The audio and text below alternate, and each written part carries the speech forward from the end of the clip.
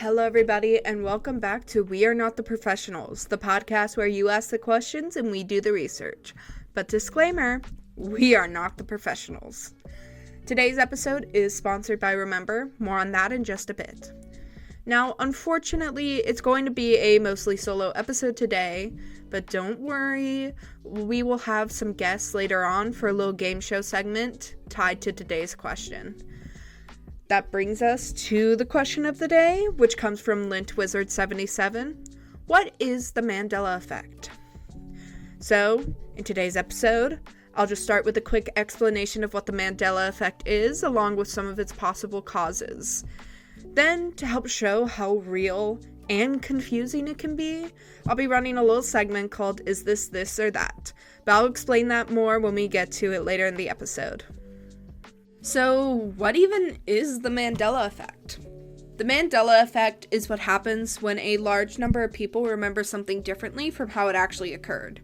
The name comes from a popular false memory of people remembering Nelson Mandela dying in prison in the 1980s, even though he actually passed away in 2013. Paranormal researcher Fiona Broome first popularized the term around 2010 when she realized she wasn't alone in that memory slip. Now, this isn't just a weird coincidence kind of thing, it happens a lot. For example, people remembering the Berenstain Bears as the Berenstein Bears, or thinking the Monopoly Man has a monocle even though he never did, or maybe even believing Kit Kat has a hyphen in the middle, but as well as the Monopoly Man, it never did. Or, lastly, Curious George having a tail, which he doesn't. These aren't just isolated memories, though.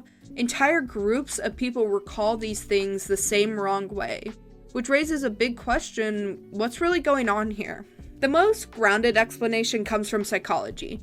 Our memories are not perfect recordings, they're constantly being updated and reconstructed. When we're missing information, our brains fill in the blanks, often using logic or associations, and this process is known as confabulation. So, for example, maybe you think rich people wear monocles, and the Monopoly Man looks like the kind of rich guy who would wear a monocle. So your brain fills that detail in, even if it was never true. Another factor of this is collective memory reinforcement. When we hear others repeat the same false detail, like, it was the Berenstein Bears, not the Berenstain Bears, it can strengthen the belief in our minds. Combine that with influence of social communities, memes, and social media, and these small memory errors can become a global phenomena. But what if it's not our memories messing up? Some researchers and theorists, such as Bella Chavi, who was the center of our research on the Mandela effect, believes that there could be something more going on. One such idea is rooted in the multiverse theory, the idea that multiple parallel universes exist.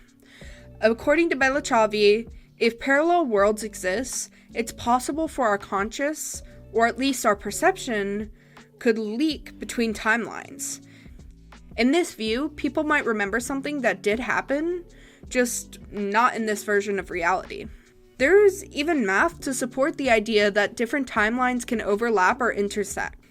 Bella Chavi describes a model where the past, present, and future are not just separate points on a line, but part of a more complex exponential structure, like a time plane rather than a timeline.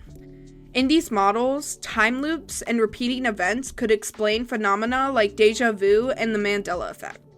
These loops create small inconsistencies in what we perceive as reality.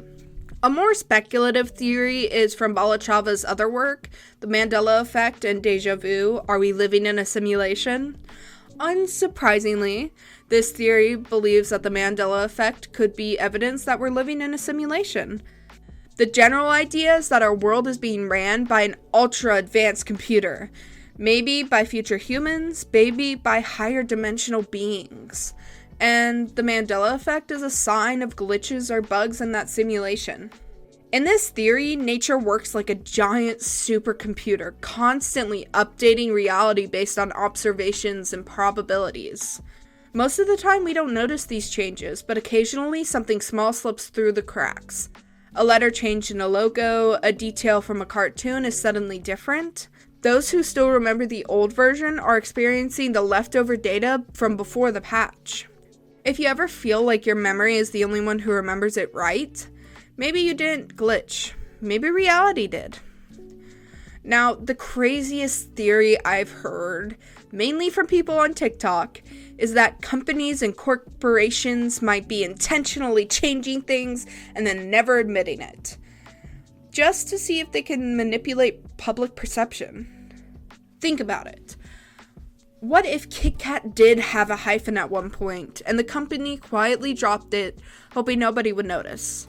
Or what if the Monopoly man once wore a monocle in early packaging, but the brand erased it to create a sleeker, modern image? This theory suggests that the Mandela effect isn't just about memory, it's about control. If a company can change something, deny it ever existed, and convince people to question their own reality, that's a pretty powerful form of influence. While there's no hard evidence that brands are conducting some kind of mass psychological experiment, the idea taps into real anxieties about trust, truth, and who gets to decide what's real. So whether it's memory eras, merged timelines, a mass psychological experiment, or a faulty cosmic hard drive, the Mandela effect shows us how fragile our grip on truth can be. And now it's time to hear a word from our sponsors. And when we come back, we will put our memories to the test with a little game I like to call, Is This or That?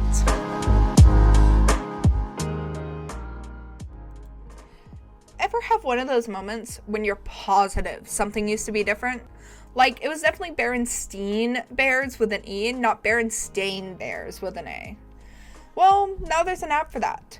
Introducing Remember, the only app designed for tracking weird memories, glitchy deja vu, and collective confusion.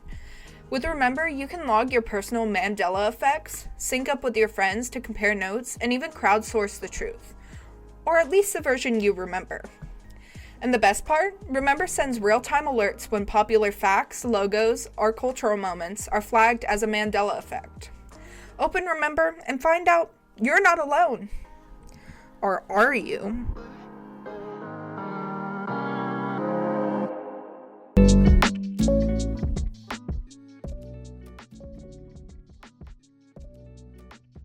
As promised, I'm not flying solo for this next part. I'm super excited to bring in my special guest for today's game. Please give a warm We Are Not the Professionals welcome to Christian and Heather Fitzgerald. Christian, you're up first. Tell us on a scale of I remember everything to I don't even know what I had for breakfast. How confident are you in your memory? I have a very bad memory. That is fair. And Heather, same question? I'm pretty good. I can remember, like, everyone's birthdays that I've ever met. If I ask them the question, I'll know it.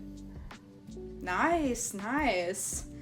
So, no pressure, but we're about to find out just how well those memories hold up. It's time to play Is This or That?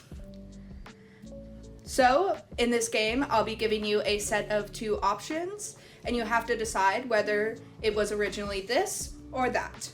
For example, was it the Berenstein Bears or the Berenstain Bears? I feel like since you said Berenstain, it's actually Berenstain.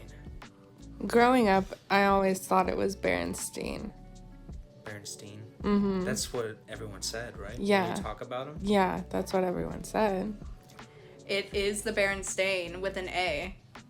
That's crazy. I know, it's insane. It's insane. Is it Jiffy peanut butter or Jif peanut butter? It's Jiffy. I don't think so. It's Jiffy. Every container says Jiffy on the outside. I don't think so. We buy Peter Pan, so how confident are you actually? It says Jiffy. I think it's Jif. What do you say? It is Jif, and it has always been Jif. That's bullshit. Jiffy peanut butter has never existed. You're lying. How do you feel, Christian? Betrayed. Betrayed by your own brain? Yeah, that's what it is right now. Yeah. It was never Jiffy peanut butter. Do you think it's Looney Toons are loony, Tuns. Oh, wait, Tunes. It's tunes with two O's. Yeah, I think it's tunes because it's like they're cartoons and they're loony, like they're crazy. So I think it's cartoons, like crazy cartoons. You know, that would make a lot of sense if it was true. It's loony, Tunes. They don't even sing, do they? No. Wild. They just I know. run around and go. Ba, ba, da, ba, ba, ba, ba, ba, ba, ba, ba, ba. Ba, ba, ba, ba, ba, ba. What about Mickey Mouse? Does Mickey Mouse have a tail? No. I know this is just like audio, but Christian's really struggling right now Yeah. with this one. Yes, he has a tail. And Heather, you said no? Let me think. Miska, Muska, Mickey Mouse. I'm going with no. He does have a tail. What? Yeah, he has a tail. No suspenders, but he has a tail.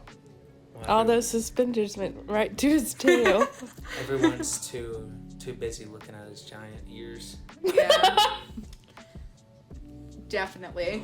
Yeah. This one. Is it Oscar Mayer with an E or Oscar Mayer with an A? Oscar Mayer. Oscar Mayer, for sure. Oscar Mayer. I also thought it was Oscar Mayer, but it's Oscar Mayer.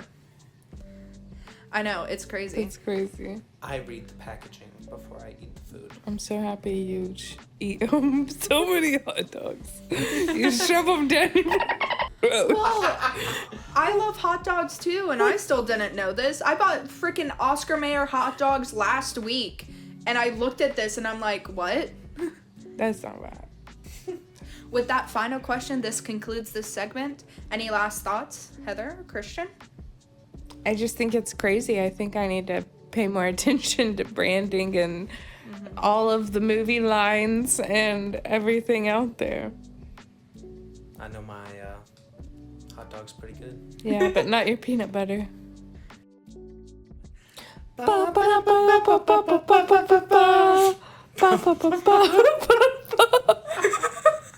Okay, we're done.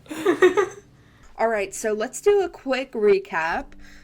We talked about the strangeness of the Mandela effect, a phenomenon where groups of people remember something completely different from how it actually happened. From Nelson Mandela's reported death in the 1980s to the monocled Monopoly Man, it's clear that something is going on, even if that something might just be our brains playing tricks on us. We broke down some of the most popular theories, from psychology-backed explanations and collective memory to more speculative ideas involving parallel universes, time loops, and even simulation theory. We also touched on the slightly conspiratorial belief that companies might be quietly altering reality just to see if they can shape public memory and perception. No matter which theory you lean towards, or if you're still scratching your head, one thing's for sure, the Mandela effect invites us to question what we really think we know about memory, truth, and reality itself. If you're curious and want to dive deeper into the topic, I recommend reading some of the sources we used today, such as The Mandela Effect, Deja Vu, and Possible Interactions with the Parallel World by Deep Balachavi, and Mandela Effect and Deja Vu, Are We Living in a Simulated Reality, also by Balachavi. There are also some other resources that can be helpful, such as websites that show most current known effects, such as the one we used for the game show today, goodhousekeeping.com. Or if you're really into some gnarly math, you should check out Fathoming the Mandela Effect, Developing Reinforcement, Learning to Untangle the Multiverse by Alishia Alakami. And hey, don't forget to download today's sponsor, Remember, the app that helps you track your weirdest memories and figure out whether it was Berenstain Bears or Berenstain Bears all along. Thanks again for joining me today on We Are Not the Professionals, where you ask the questions and we do the research. But disclaimer, we are not the professionals. Have a great night.